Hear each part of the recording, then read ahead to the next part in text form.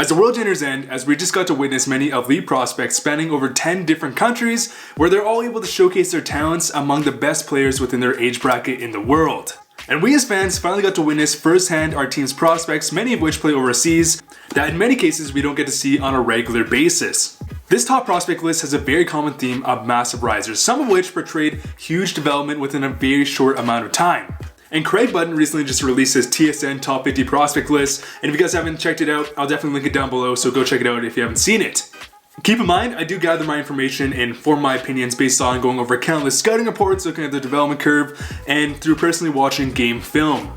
And prospects develop at a different pace. So this list will look drastically different in even 1 to 2 years from now. Also, on a side note, I decided not to include goalies in this video. I do believe it's very difficult to judge young goaltenders against players, and more often than not, most goalies' predictions do not pan out. So I will make a future video on just goaltenders. So today's video, we're going to go over the top 20 prospects outside of the NHL at the moment. So comment down below which prospect you're most excited about, and make sure to hit that subscribe button for some more awesome hockey content, guys. Your support has been amazing. At number 20, we have Nils Höglander. Hoglander, who I personally believed was a 2019 first round lock, fell to the second round, and as a Canucks fan, I was head over heels.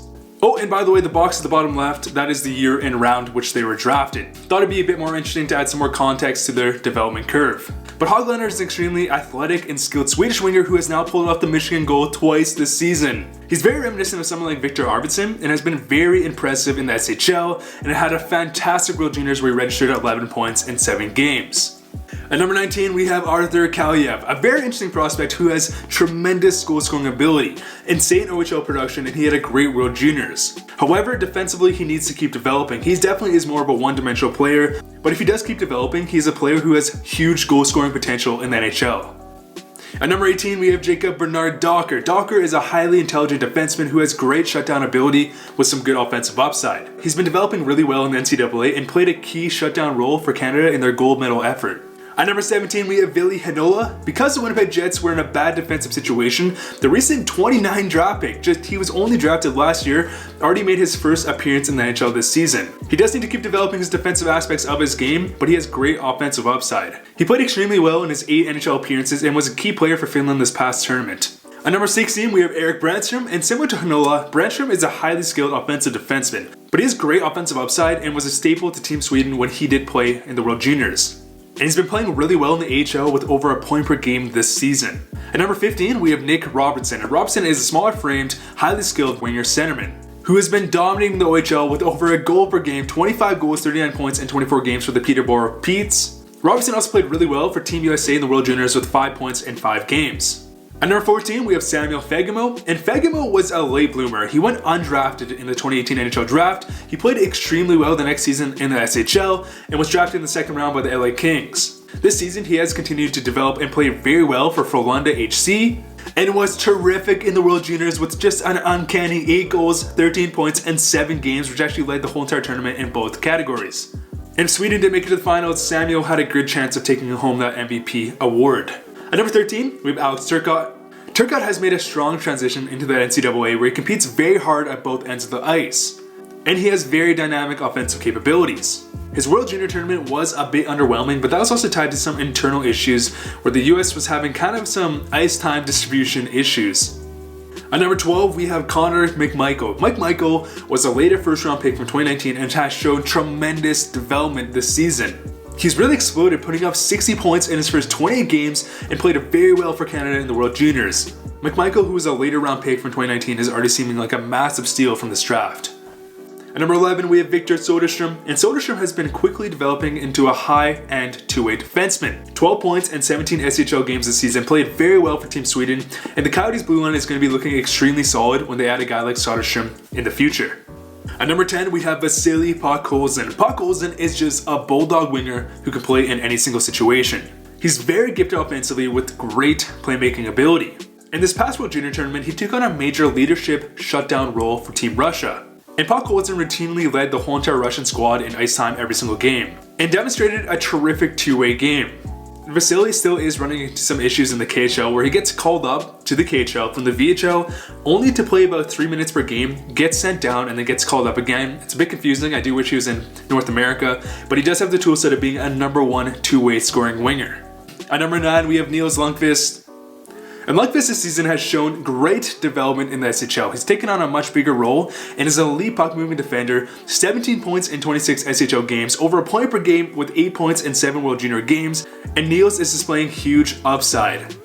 At number 8, we have Caufield, a smaller framed winger who has tremendous goal-scoring ability, and his goal-scoring ability has translated very well into the NCAA as he registered 12 goals in his first 19 appearances. And again, he is very reminiscent of a guy like Alex DeBrincat, just great comparables. He didn't have the best World Junior tournament as Team USA had some internal issues, but his goal-scoring potential is massive if he can translate it into the NHL. At number 7, we have Dylan Cozens, and Cozens is a large-framed, elite skating centerman who's an elite shot and elite playmaking ability. He's been having a terrific season for the Lethbridge Hurricanes this season. He played a major role in Canada's gold medal finish, and he's showing all signs of being an elite top 6 talent. On number 6, we have Trevor Zegras, and Zegras was a bright spot on a disappointing USA finish. 9 points in 5 games as he really showcased his elite vision and just elite playmaking ability. Every single game, Zegras had highlight reel setups, and he has the potential and is displaying the makeup of a number 1 playmaking centerman. At number 5, we have Bowen, and Byram is an elite two-way defender who's displaying the traits of being a potential high-end defender in the NHL. Especially when you consider the current avalanche infrastructure that is in place with someone like Cale Makar, who would be a dream pairing to play alongside of Byram. He wasn't necessarily overwhelming for Team Canada this past World Juniors, but he was a big minute eater and proved reliable in a shutdown role. At number 4, we have Grigori Denisenko, and Denisenko was a force in this year's World Juniors. He had the ability to just dominate against any single team in the tournament, elite skating, elite playmaking ability with high-end hockey IQ. And Denisenko has the makeup of being a number 1 scoring winger in the NHL. At number 3, we have Alexander Romanov, and Romanov is a highly intelligent, mobile defenseman who has high-end hockey IQ. And Romanov is really just the messiah for the Montreal Canadiens, being that he's a potential top 2 left-handed defenseman, which the Montreal Canadiens have been needing for a long time. And Romanov has been displaying great progression in the makeup of an elite defenseman. At number 2, I have Rasmus Sandin, not Sandin. Guys, I know, I've been watching Sandin for a long time. I have no clue why I put Sandin, and then I was listening to myself, and then I even edited that Photoshop graphic saying Sandin too. I don't know. And Sandin just took home the defenseman of the tournament as he put up an extremely impressive 10 points in 7 games. He can eat up massive minutes, play in all situations, and has tremendous offensive upside. He's been really excellent in the AHL and played really well in his first 6 appearances with the Maple Leafs this season. Sandin does have the potential in the makeup of a complete top 2 defenseman who can play big minutes and produce points. And finally, at number 1, we have Kirill Kaprizov. Kirill was actually originally a pick from 2015, so he's the oldest on my list, and he decided to take a long-term development path in the KHL, but he has been displaying just dominance. He's been extremely impressive, being among the top KHL scorers the past 4 straight seasons. 41 points in 41 games this season, so he's point per game in the KHL, which is very impressive. In 2017, he was the World Juniors' most valuable forward, leading the tournament in points. And if Kaprizov does enter the NHL anytime soon, he could be an immediate high-end impact player. And he has the ability just to dominate shifts with his offensive brilliance.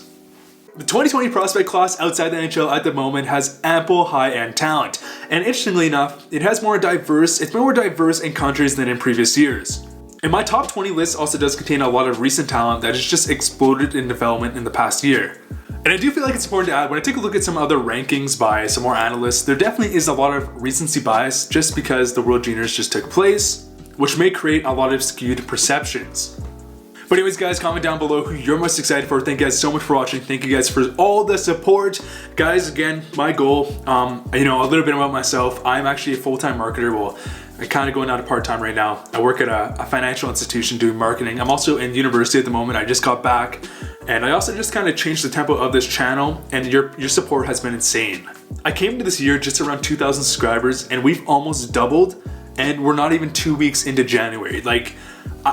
Your guys' support has just been insane. We're almost at 4,000 subscribers. I think we just hit 3,800. Just crazy, guys. I really appreciate the support. It means so much to me as I have a lot on my plate right now with university, marketing, and then obviously YouTube. But I really enjoy YouTube. I want to make this like a real thing for me, and I appreciate it so much, guys. I've been putting in so many man hours into creating these videos, to doing all this research, and your guys' support has just been insane. And my goal for 2020 is still to hit 5,000 subscribers, so if you haven't already, make sure to hit that subscribe button. Thank you guys so much for watching. See you guys later.